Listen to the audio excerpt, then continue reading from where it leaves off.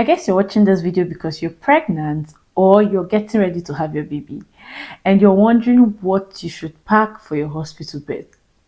In this video, I'll be guiding you on what to pack to the hospital, especially if you're a first-time mother. Now, ask that you pack your bag at least 36 weeks, okay? So you don't have to wait till your 38, 39, or even 40 weeks before you pack your bag. Some people actually pack their bag a day before their delivery day, or even that moment they start experiencing contraction. That is when they start packing their bag. No, don't do that, okay? So at least 36 weeks you should have packed your bags. All right, so before you pack your bags, okay, you need to know your means of delivery. You need to know if you're having your baby through spontaneous vaginal delivery or through cesarean section. This will help you determine or estimate the number of days you'll be spending in the hospital, thereby packing your bag the right way. All right, so you would want to bring 3 bags. I recommend 3 bags. So one of the bags should be your labor bag. So in this bag will contain all the necessary things you will need while you're in labor, okay? While the second bag should contain postpartum essentials and that of your babies too. Then thirdly, the bag where you have to pack things for your loved one or your partner or whosoever will be joining you in the hospital after birth. Probably your husband, your partner, your mother, your sister, your loved ones, okay? So 3 bags I recommend because this will help you find your things easily. So you don't have to scatter this bag in order to get something from the other bag, you know. You're everywhere or your bag is littered everywhere because you're looking for one thing. That will not be nice. That will be stressful. So let's get started. Okay, so all those items you'll be bringing to the hospital, I'll be categorizing it into 3 categories. One section will be things you pack for labor and delivery. The second will be for your baby. The third will be the items you will need for your loved one, okay? So the first thing to start with is to pick up the bags that will be needed, okay? So the 3 bags, you open them up and then start packing. Now let's start with the items for labor. In an open bag, you'll start dropping these things that will be listing. Number one is you should pick a jacket or a file, okay? This file will have to contain your essential documents. Documents like your birth plan, if you have any, okay, your identity card, your hospital paperwork, your red book. If you're living in the UK, there's something called red book, okay? This is a book that is used to record everything that will be done for your baby after birth. There will be a lot of recording for your baby, like vitamin K or any medication that will be administered on your baby will also be noted there. And there's a lot of paperwork too that you will go home with, so you don't miss your essential documents or struggle to find them where you fix them in your books. So a jacket or a file or an envelope is needed. A comfortable labor gown is one thing I also advise you pick because most times when you get to the hospital, you're given a hospital gown, okay, or a labor gown, and these gowns are usually open. Sometimes they are very light, and you would probably want a cloth or a gown that you feel more at ease with. So I would advise you get a gown or a maternity gown that is loose, comfortable, short sleeves, and a gown that will be easy for you to move around during contraction, and also a gown that will allow easy access for your monitoring and assessment while you're in labor. Now you can also get a non-slip slippers, dunlop, flip-flop, and socks too is also needed. This will allow easy access around the hospital. I mean movement, okay? I used to have a patient one time that came to my hospital or my ward and she didn't come along with her slippers. So she had to tiptoe around the hospital because nobody was ready to give out theirs to her. And imagine going to the hospital to go borrowing slippers. Somehow, right?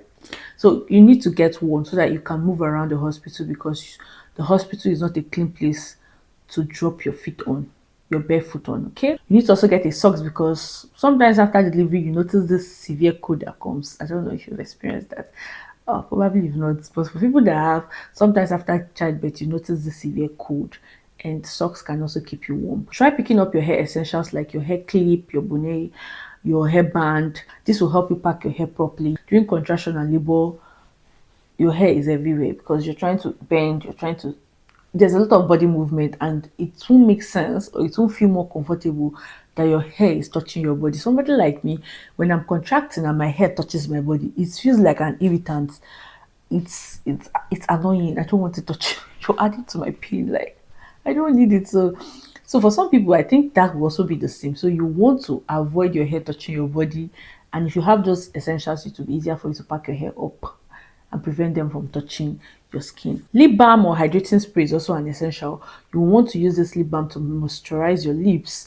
During contraction and labor, you tend to breathe from your mouth. They always advise you breathe in from your mouth and breathe out, especially for breathing exercises, okay? And it can cause your lips to get very dry. So if you can lubricate your lips or moisturize it, it will prevent you from having cracked lips, okay? You can also get massage oil or lotion. Your partner can help you massage your back or your waist during contraction because there's a lot of pain, like I said earlier. And this will help you ease the pain. But before you do that, make sure your hospital accepts that. Some hospitals don't accept massage oil, So just make sure it is allowed, okay? Snacks and drink is something you also want to come along with, because in early labor, you might want to eat something light, something like biscuits, like crackers, coconut water, granola bars, fruit juice, things like this, okay? And also, while getting for yourself, remember to get for your partner or whosoever will be staying with you. Also, you can get water bottle, a refillable water bottle. So when you're done drinking the one you brought probably from home, you can also get from the hospital's dispenser to refill your bottle, because you will need to be hydrating. Yeah, you sure need to. Okay, now we'll move into things that you will need after delivery. That's postpartum needs. Number one is heavy maternity pad. Heavy maternity pad. Some people even use diapers. Yes. This is because you're going to bleed. Whether cesarean section or spontaneous vaginal delivery, you will still bleed and you will need a pad. Okay, so you get a heavy maternity pad because there will be a lot of blood coming out. Yeah, and you won't want to stain yourself. Get underwears. You can get the disposable underwear or your regular pants. You can bring them from home, or you can buy a disposable pants just for your postpartum. Okay, this pants should be cotton like too, and try to make sure it's not tight, especially if you had your baby through cesarean section, because if it is tight, it can add pressure to your incision sites, and that is not that is not good. No. Okay, so make sure it is comfortable and it is not tight. So for your panties, you can get up to 3, 4, 5, or even 6. Okay, depending on how long you're going to spend in the hospital, like I said.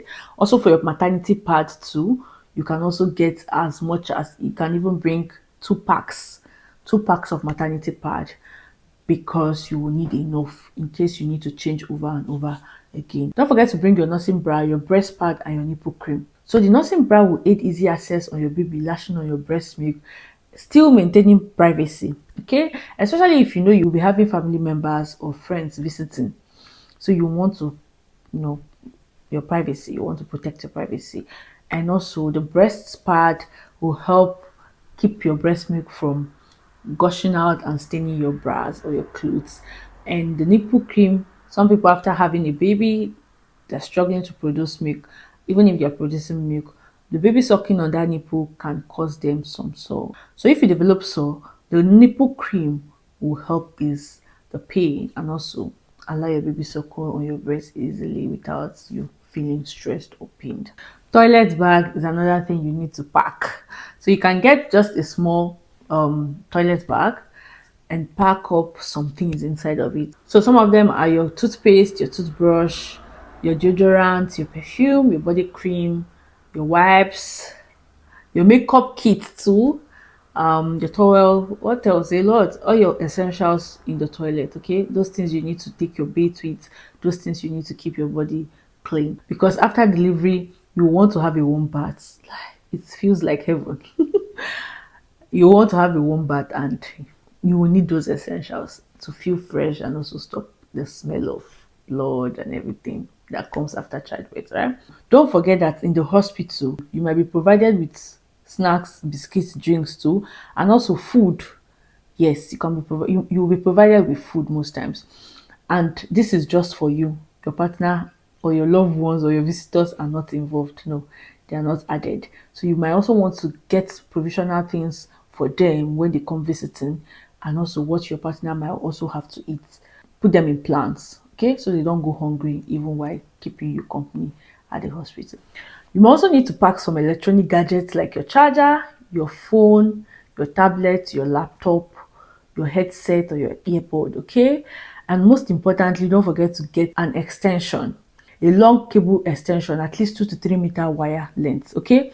This is because most times in your hospital room, you have just one socket or outlet, okay?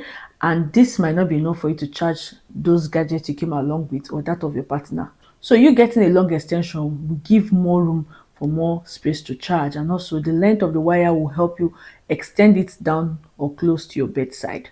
So you also need to pack your going home outfit, okay? This is something you have to wear while going home. So you might choose a gown, a comfortable gown that is not body hugged, that is not so tight.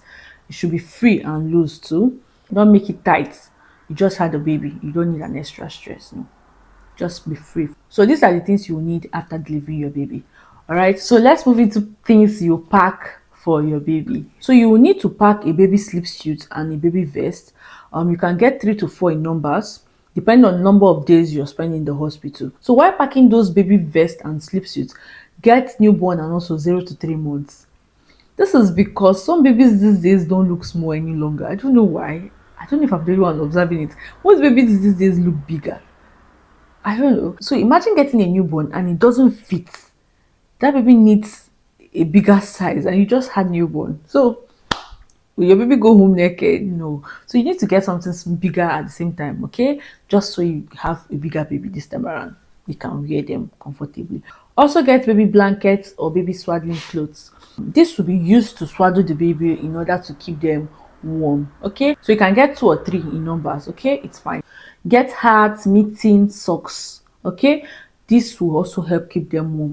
Newborns lose heat from their head and feet, so when you wear them and cover them up, they conserve heat and then prevent them getting cold. Diaper is another thing to pack, okay? You can get enough diapers. You can get enough. You know, when a baby is born, they tend to poop more often because they're trying to pass out those first two, they call meconium, right? Though some hospitals provide you with diapers, some just provide just couple of numbers, some provide enough, but it's best you get yours. Notwithstanding, if you don't use them, you can also take them back home, okay? So get enough, at least 8 to 10, 12 to 15 pieces, depending on how long you'll be spending in the hospital. Get wipes and cotton wool, you need it for diaper change, okay? Also, baby going home outfits.